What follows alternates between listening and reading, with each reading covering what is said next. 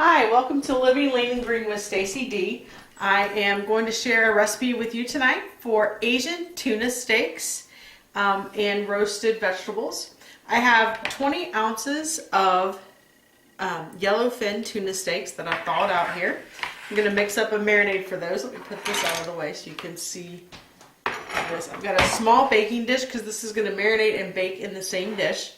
To this, I'm going to add a tablespoon of sesame oil. Sesame oil is a very strong oil. This counts for 3 healthy fats in this recipe. This is going to serve 2. So the 20 ounces of fish fillets are going to serve 2 people. Those are going to cook down to 7 ounces, or excuse me, a total of 7 ounces per person, or 14 ounces. So we have 1 tablespoon of sesame oil. We're going to use 2 tablespoons of light soy sauce, which counts for 2 condiments in this recipe. 1, 2. Okay. Nice, strong, salty flavor. The sesame oil is a real deep umami flavor. It's kind of got almost a smoky taste to it. I really like the flavor of that. We have 2 tablespoons of rice wine vinegar, which is going to be a half of a condiment. 1, 2. And we're going to add, I don't know if I can get this lid back on here. Spilling out here. 2 cloves of garlic minced. I got a garlic press here. Just squeeze them straight down into the bowl. You could cut these, slice these if you want, or buy already minced ginger if you prefer. It's completely up to you. I like using fresh garlic in this because it seems to have a lot more flavor. Get the skin out of here to press the next one. That's one of the things I like about a garlic press. It presses the garlic right through the skin. You don't have to worry about getting a whole outer layer off. The peel is off, just not that little membrane that goes around it. And just squeezes right through it. Scrape this off.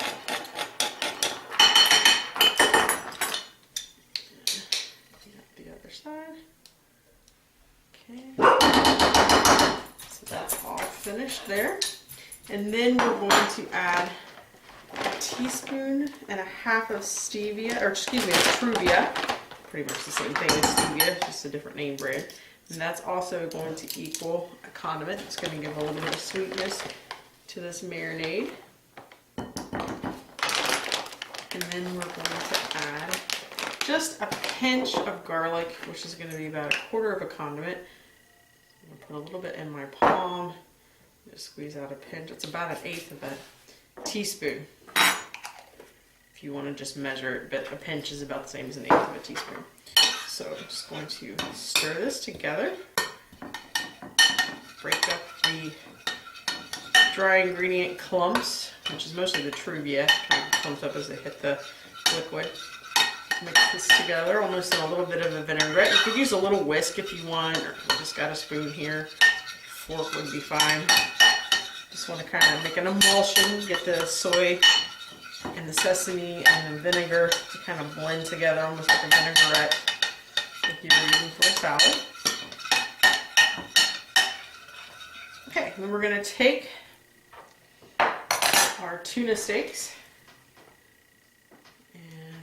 put them in this marinade, and they're going to stay in the marinade for about an hour. So I'm going to place each of them in here. Whoops, drop it on the counter. Sorry about that. These triangular shaped ones are a little harder to hold to. So I'm going to put them in here, and then I'm going to flip them over so both sides get some of the marinade on them while they sit in the refrigerator. You could also just wait a half an hour and flip them over if you want. But this is going to be kind of a leave it in the refrigerator for an hour dish for me. And so what I'm going to do then is cover this up with some plastic wrap before it goes into the fridge. Have that handy. Apologize for that. And we're just going to let that sit for at least an hour. These can marinate longer than that if you want to do this in the morning before heading to work. Leave them in the whole day. It's just going to intensify the flavor into the tuna steaks themselves.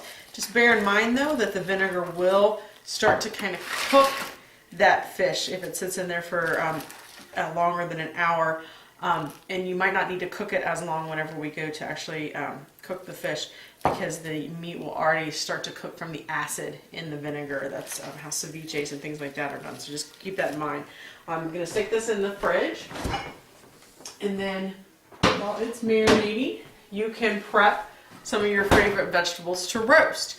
I'm going to actually be using broccoli florets. I'm going to take 3 cups of broccoli florets and toss them with another teaspoon of the sesame oil and roast them, and get those started at the same time that the tuna goes in. So I will be back when the tuna is marinated and ready to go in the oven.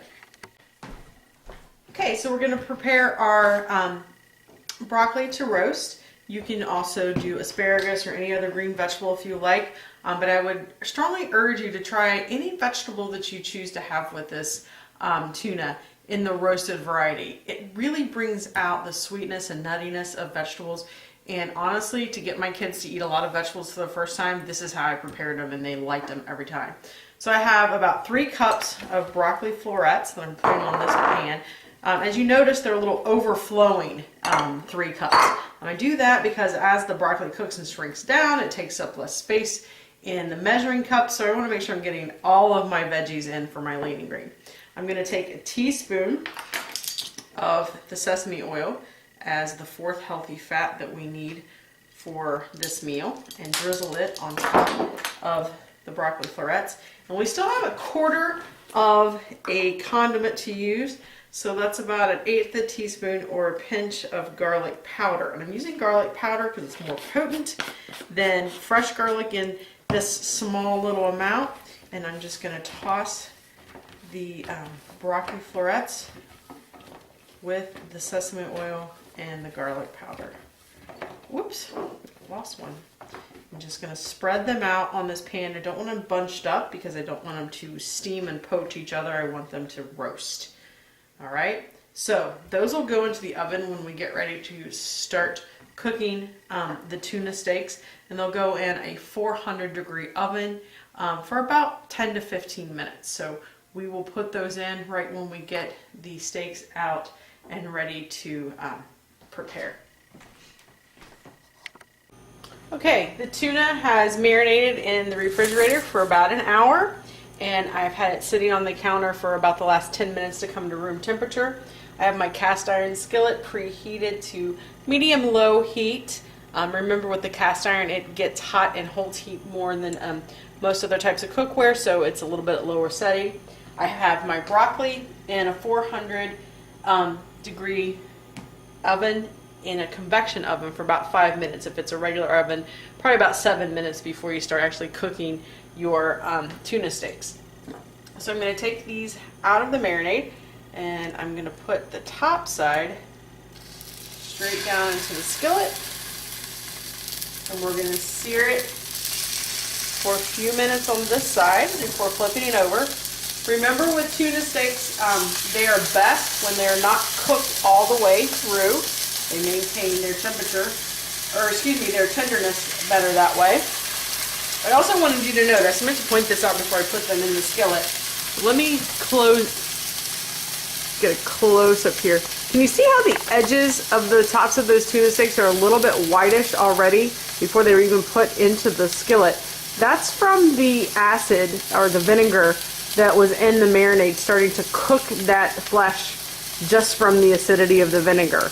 I told you that's why we didn't want to marinate them for really much longer than an hour or so. Of course, if you're someone who likes your turkey, or your tuna well done, you won't mind that one bit. I apologize, I can't get this camera situated exactly how I want it here. Let's see if we can get this elevated a little bit more. There we go. Sorry about that. Oh. Aha, there we go. Obviously an amateur camera person here. So we're starting to see the opacity sneak up the sides on these tuna steaks, a little bit more on the smaller one than on these 2 bigger ones. These are, well, I say smaller ones, smaller round. These are approximately 5-ounce tuna steak fillets. So there's enough in one package of the tuna steaks that I buy at Kroger for 2 servings. I've got the broccoli is still in the oven. It's finishing the roasting process while we're cooking the tuna steaks. And we're going to sear them off on both sides. This one and this one. Pretty good on that side, so let's flip them over. Ah, perfect. See how it did not stick to the pan at all?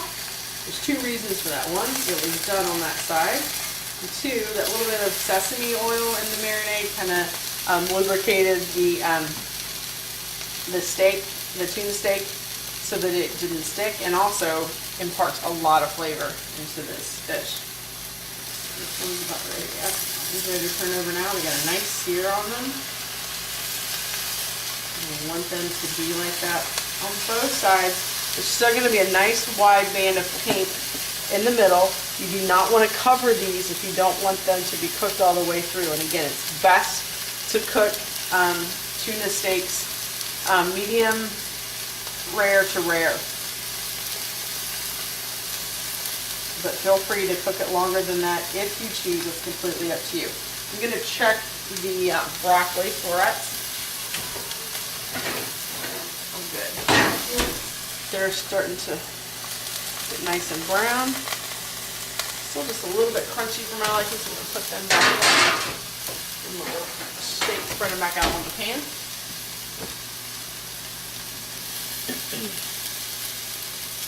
See, we're almost ready to take these out of the skillet. I've got 2 plates here on standby, ready to receive their tuna.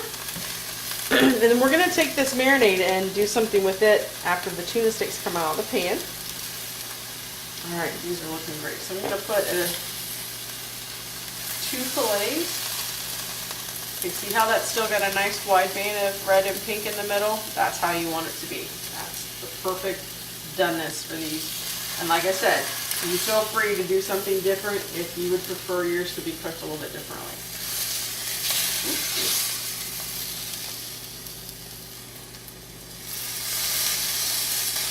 It's not quite releasing. There we go. Give it a second. Alright, so now I'm going to pour all of this marinade as quickly as I can into the skillet. Turn the skillet off. Excuse me. Some flavors blowing right up in my nose there.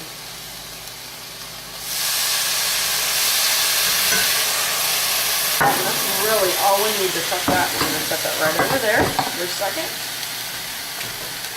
I'm going to take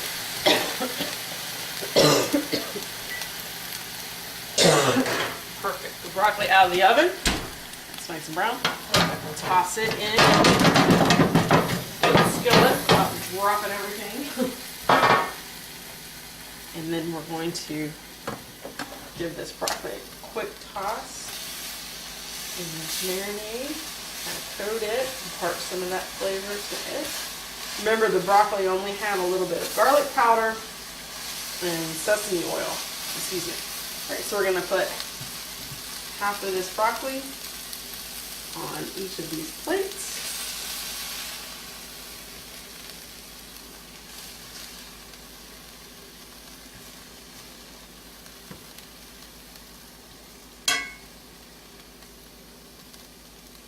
Really pretty plate with that bright green broccoli. Oh, that's so funny. I just realized with the pink or red of the tuna steaks and the green broccoli, we got Christmas colors again today.